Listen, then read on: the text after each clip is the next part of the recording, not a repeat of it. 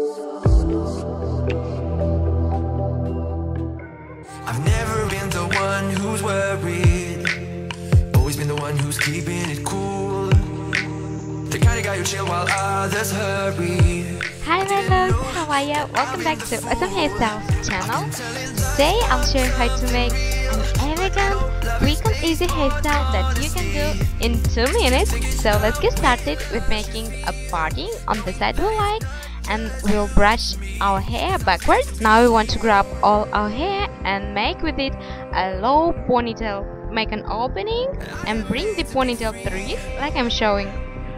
Now you want to pull the hair on the sides like I'm showing, kind of creating 2 pockets like so.